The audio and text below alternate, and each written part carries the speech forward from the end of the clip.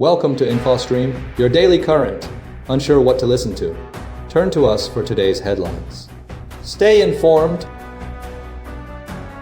Trump sues Journal over Epstein. Note legal battle continues regarding Wall Street Journal reporting.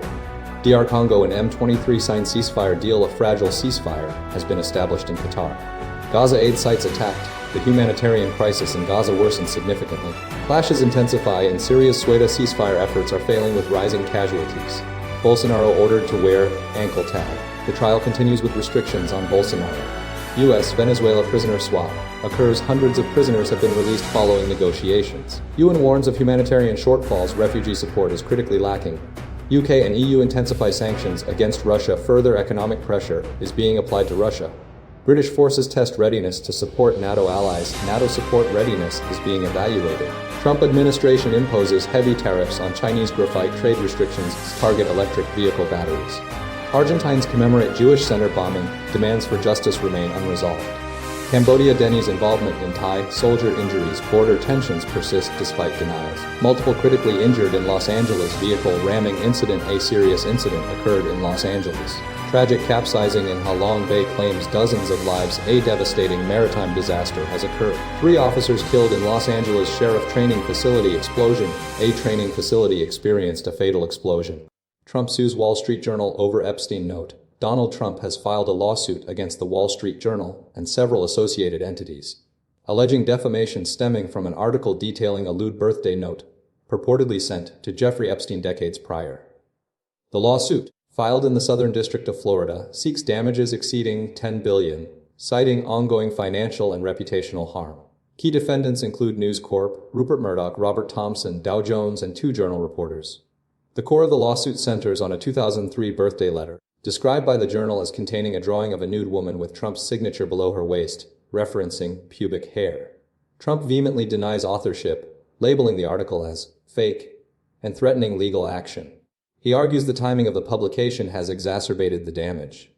Following the lawsuit, the Justice Department announced its request to federal judges to unseal grand jury testimony from the Epstein and Ghislaine Maxwell cases. This move follows Trump's ongoing pressure for the release of documents related to investigations into Epstein's activities. The department intends to release the testimony in an effort to shed light on the circumstances surrounding Epstein's death and Maxwell's conviction. Furthermore, Trump has recently settled a defamation suit with CBS News for $16 million, plus $1 million in legal fees, following a 60 Minutes report. He has also threatened lawsuits against the New York Times and CNN over their reporting. The legal actions reflect Trump's pattern of confronting media outlets he perceives as unfairly critical. The Justice Department's decision to unseal the grand jury testimony represents a significant development in the Epstein investigation, potentially offering new insights into the case.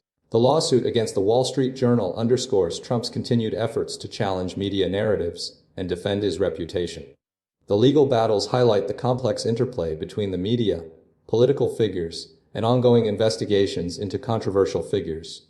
DR Congo and M23 signed ceasefire deal in Qatar. Following months of negotiations mediated in Doha, Qatar, the Democratic Republic of Congo, DRC, and the Rwanda-backed M23 rebel group have signed a ceasefire agreement, marking a significant, albeit tentative, step towards ending decades of conflict in eastern DRC. The agreement, formalized through a declaration of principles, commits both sides to a permanent ceasefire, refraining from hate propaganda and preventing the forceful seizure of new territories. Implementation is slated to begin by July 29th, with a final, comprehensive peace agreement targeted for signing by August 18th. The deal aligns with a previously signed peace agreement between the DRC and Rwanda, facilitated by the United States in June, a move initially hailed by Donald Trump as a new chapter of hope and opportunity. However, the M23 initially insisted that the Washington agreement omitted crucial issues, demanding a separate ceasefire and addressing concerns regarding the withdrawal of the group from occupied areas. The agreement's roadmap includes restoring state authority in eastern DRC, a key priority for President Felix Tshisekedi, and establishes a framework for direct negotiations toward a comprehensive peace accord. A critical element is the commitment to a phased withdrawal of the M23, although the specifics remain to be defined. The deal's success hinges on the implementation of the withdrawal plan and the broader negotiation of the comprehensive agreement. Previous attempts at peace have failed, largely due to disagreements over the M23 status and the security of the region. Rwanda's role in supporting the M23 remains a contentious issue, despite Kigali's denials. The African Union has described the agreement as a significant development, emphasizing its importance for lasting peace and stability in the Great Lakes region. Despite the positive announcement, challenges remain, particularly regarding the timeline for implementation and the potential for renewed conflict. Ongoing negotiations and continued international support will be vital to securing a lasting resolution to the complex and protracted conflict.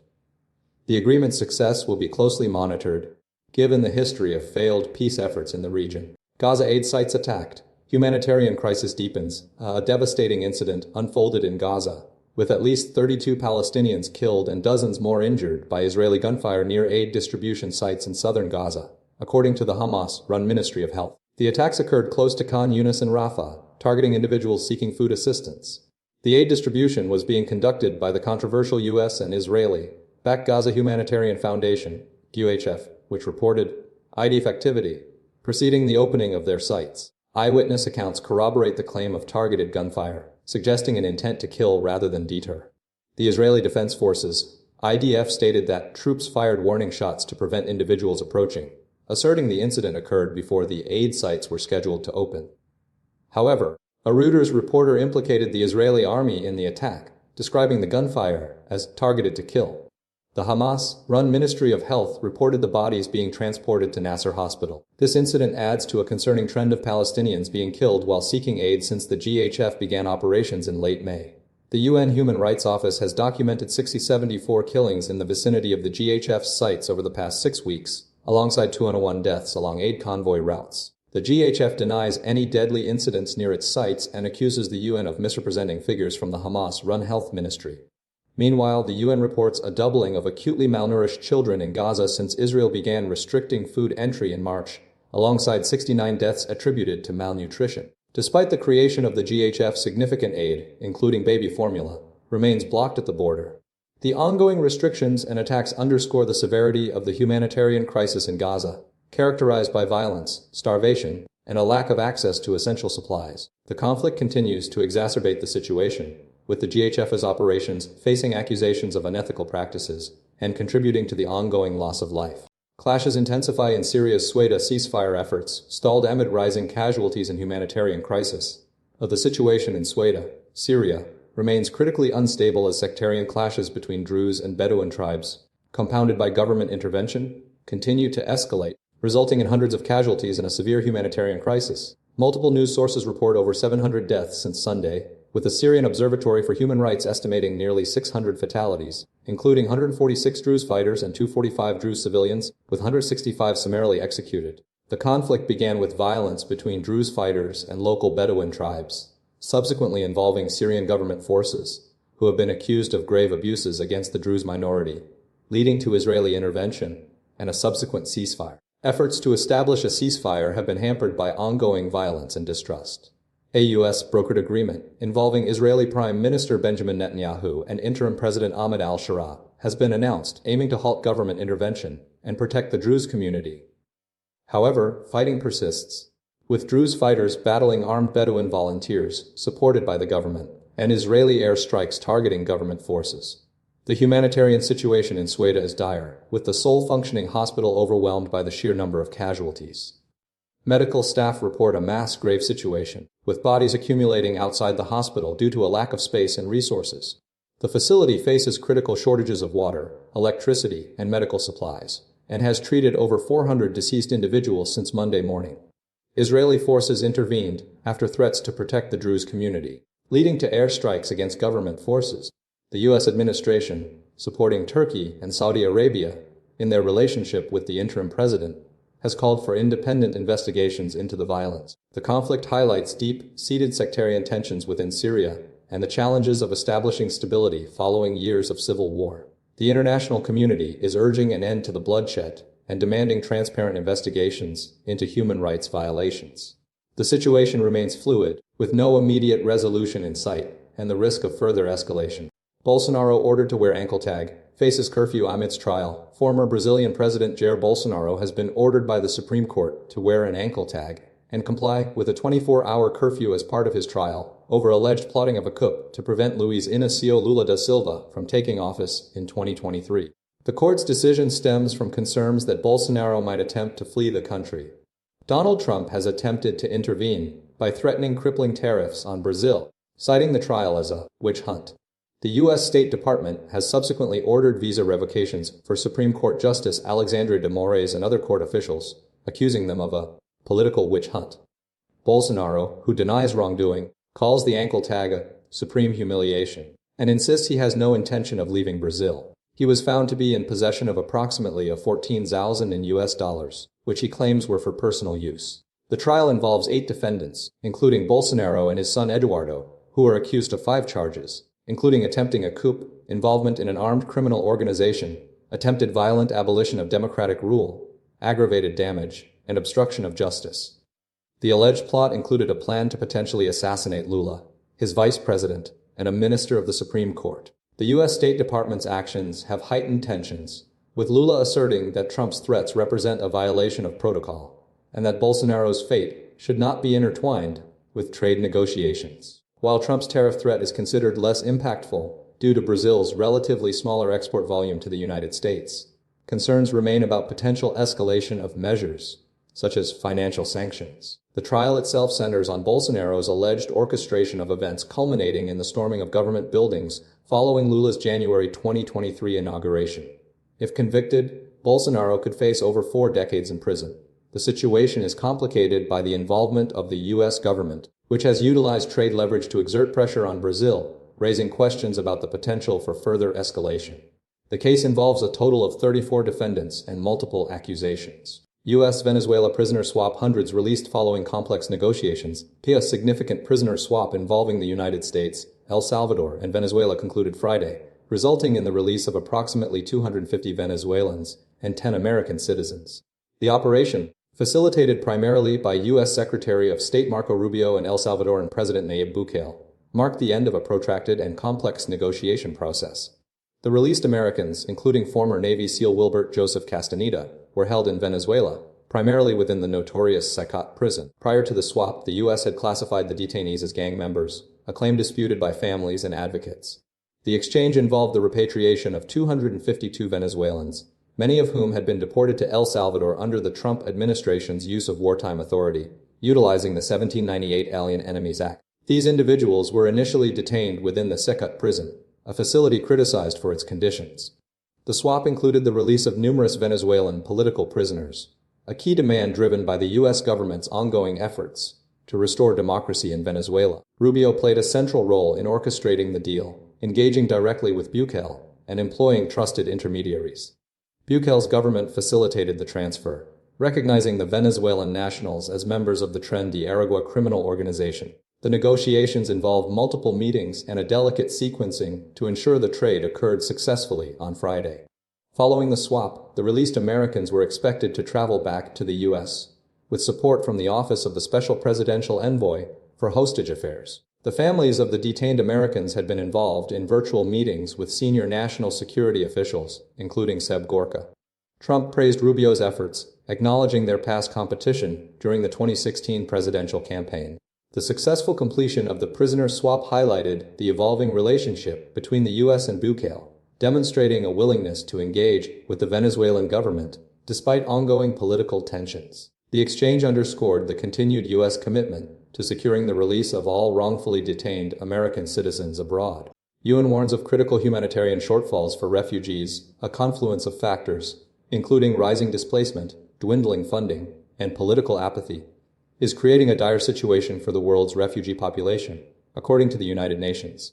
The UNHCR reports that over 11 million refugees face the risk of losing essential humanitarian aid due to significant funding cuts, representing a third of the total reached last year. The primary drivers of this crisis include substantial budget reductions spearheaded by the United States and other contributing nations. As a direct result, the UNHCR anticipates a $1.4 billion shortfall, forcing the postponement or cancellation of vital programs. These cuts threaten to exacerbate already precarious conditions for displaced individuals globally. Specifically, the situation is particularly acute in Sudan, where malnutrition rates among refugee children are rising, necessitating reduced food rations and nutrition screening.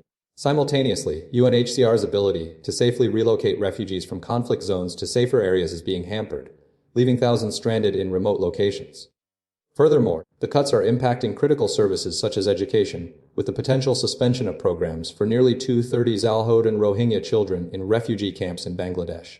Similarly, UNHCR's entire health program in Lebanon is at risk of closure. The United States' decision to reduce funding has been a major contributor to the crisis. The UNHCR is struggling to meet the needs of refugees in countries like Chad, Bangladesh, and Lebanon. The agency is also facing significant personnel reductions, with plans to cut nearly a third of its global workforce. This further limits the UNHCR's capacity to respond effectively to the growing humanitarian needs. The situation underscores the urgent need for increased international support for refugee populations. The UNHCR continues to appeal for greater financial contributions to avert a catastrophic decline in assistance and protect the well-being of millions of displaced individuals worldwide. The lack of adequate funding presents a critical challenge to the agency's ability to fulfill its mandate and provide life-saving assistance to those in need. UK and EU intensify sanctions against Russia. The United Kingdom and the European Union have implemented a series of increasingly stringent sanctions against Russia, primarily aimed at disrupting its ability to finance the ongoing war in Ukraine. These measures follow the UK's sanctioning of Russian intelligence officers involved in a sustained campaign of malicious cyber activity, including the placement of spyware on the phone of Yulia Skripal, who was poisoned in Salisbury. 3 military intelligence units from Russia's GRU espionage agency and 18 officers have been targeted, with Foreign Secretary David Lammy stating they are running a campaign to destabilize Europe at Putin's behest. Simultaneously, the European Union announced its strongest sanctions yet, which include a ban on transactions related to the Nord Stream natural gas pipeline and a reduction in the price cap on Russian oil. Chancellor Rachel Reeves emphasized that Europe is turning the screw on the Kremlin's war chest, reflecting a coordinated effort to weaken Russia's economic capabilities. These sanctions represent the 18th round since Russia's full-scale invasion of Ukraine began in 2022. Despite the intensified pressure, former Russian President Dmitry Medvedev has asserted that Russia's economy will withstand the sanctions and that Moscow will continue its military operations in Ukraine with increasing force.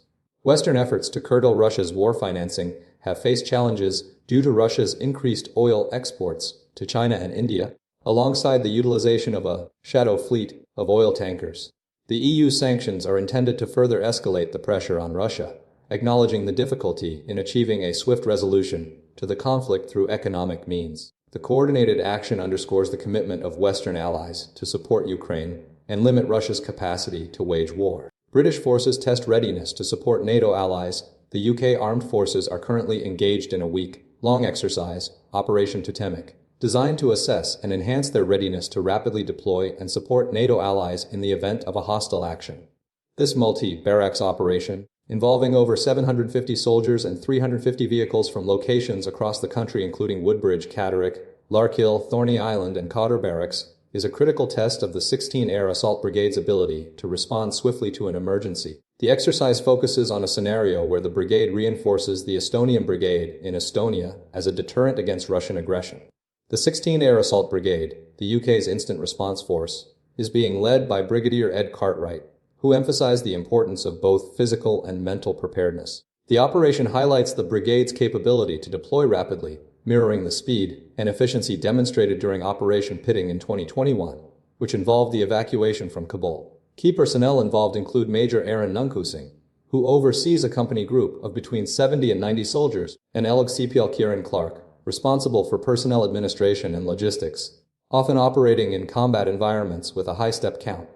Clark's role involves managing equipment and supplies for the deployed personnel. The exercise's primary objective is to ensure the UK's military can effectively respond to a range of scenarios, from combat operations to humanitarian assistance, demonstrating a commitment to supporting NATO allies and maintaining a robust defense posture. The focus on Estonia reflects current geopolitical concerns and underscores the UK's dedication to regional security. The operation's success hinges on the coordinated efforts of various specialists, including paratroopers, aviators, gunners, engineers, and medical personnel, all working together to achieve a rapid and effective deployment. Trump administration imposes heavy tariffs on Chinese graphite for electric vehicle batteries. The Trump administration has implemented a 93.5% tariff on Chinese graphite, a critical component in electric vehicle batteries, citing dumping practices by Chinese producers. This escalation of trade tensions, initiated by the Commerce Department, aims to bolster domestic graphite production and address the dominance of Chinese manufacturers in the market. The decision follows a previous 25% tariff imposed by the Biden administration, potentially increasing total tariffs faced by Chinese graphite to approximately 160%. The primary justification for the tariff is the lack of sufficient domestic graphite production meeting the stringent purity requirements, specifically 99.9% carbon purity demanded by lithium-ion battery producers. Despite substantial Chinese imports reaching 347 million in 2023, U.S. producers are unable to supply graphite of the necessary quality. This situation forces American EV battery makers to rely on Chinese imports at a higher cost. Executives like Michael Cronley, CEO of Novonix, believe the tariff will stimulate investment and accelerate the development of a U.S.-based graphite industry. However, he acknowledges that the transition will take time due to the lengthy qualification process for battery-grade graphite. The move coincides with broader efforts by the Trump administration to curtail federal support for electric vehicles, including proposed cuts to EV factory funding and the elimination of a $7,500 tax credit for EV buyers. Legal arguments presented during the tariff hearing emphasized the inability of U.S. producers to meet the exacting purity standards. Numerous auto and EV battery manufacturers declined to comment on the tariff's potential impact. The situation highlights a critical vulnerability in the U.S. EV supply chain, dependent on a foreign source for a key battery material, despite efforts to promote domestic production. The long-term effects of the tariffs remain uncertain, but the immediate consequence is a continued reliance on Chinese graphite for the burgeoning electric vehicle industry. Argentines commemorate Jewish center bombing, demand justice. Hundreds of Argentines participated in Friday's 31st anniversary commemoration of the 1994 bombing of the Argentine-Israelite Mutual Association, Amaya Center in Buenos Aires, a devastating attack that claimed the lives of 85 people and injured over 300. The event underscored the ongoing demand for justice and accountability for the crime, which remains unresolved despite significant developments. The bombing, the worst of its kind in Argentina's history, occurred on July 18, 1994, and fueled a decades-long investigation and international scrutiny. Recent legal proceedings have brought the case closer to resolution. In April 2024, an Argentine court determined that Iran and Hezbollah were responsible for the attack, attributing the motive to the cancellation of 3 contracts for nuclear equipment by the government of then-President Carlos Menem. Subsequently, a judge authorized a trial in absentia against 10 Iranian and Lebanese defendants, including former ministers and diplomats.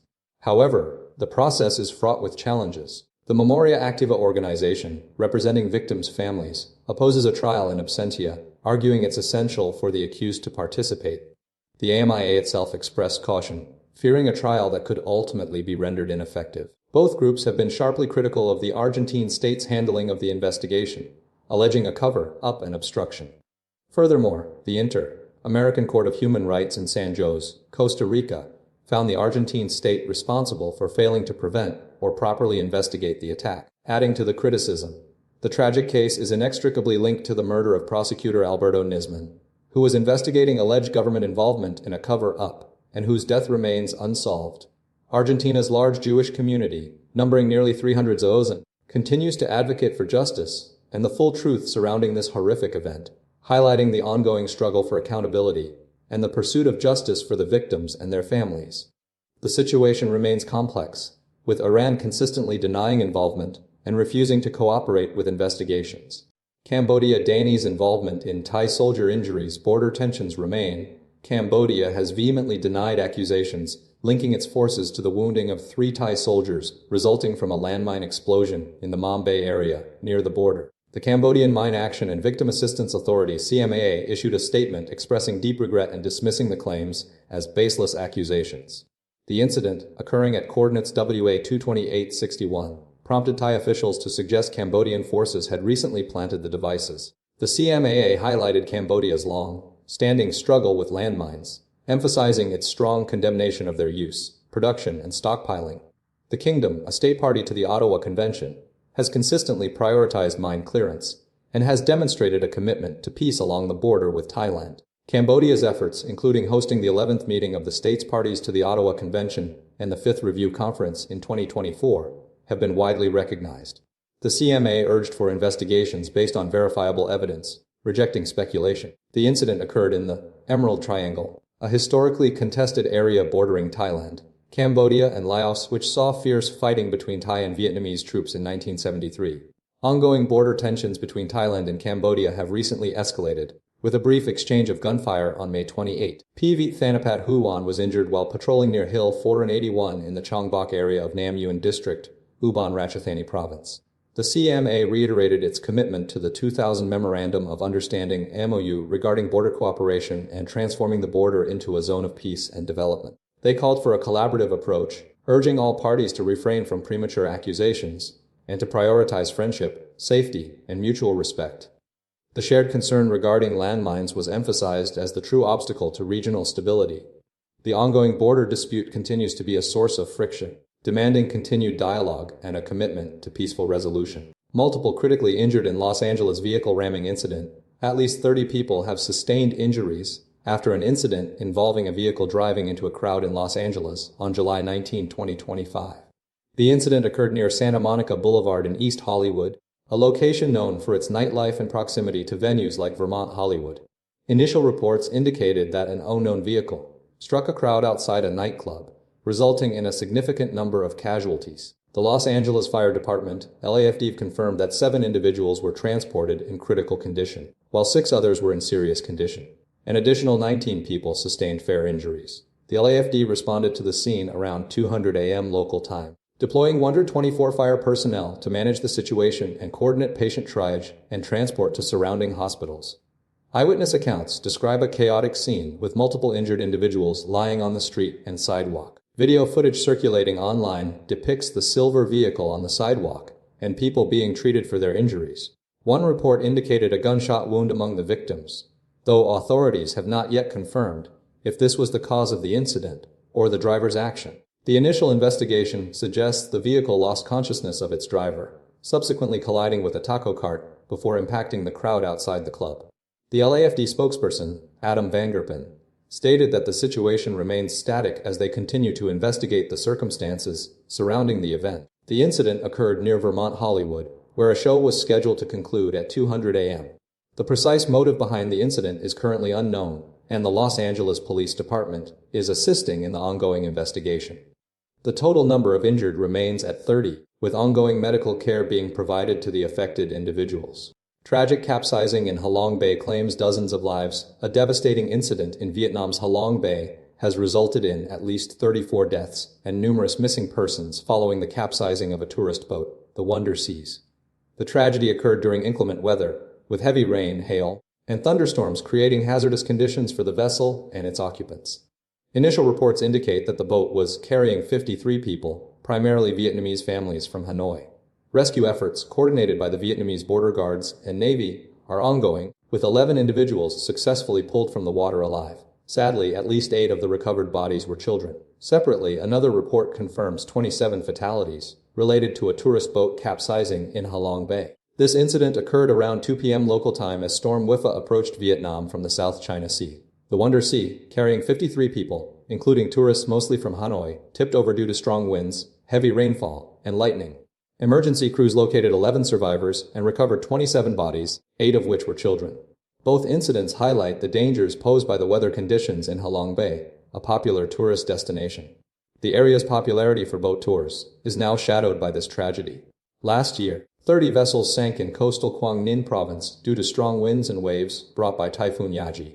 The ongoing storm, Wifa, is projected to make landfall early next week, further disrupting travel, including diverting 9 arriving flights and grounding 3 departing flights at Noi Bai Airport. Authorities are investigating the causes of both accidents and will take strict measures against any violations.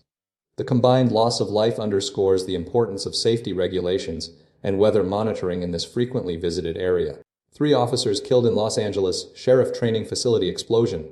A devastating explosion at the Los Angeles County Sheriff's Department's Biscayne Center Academy Training Facility resulted in the deaths of 3 veteran officers, marking the department's largest loss of life since its inception in 1857.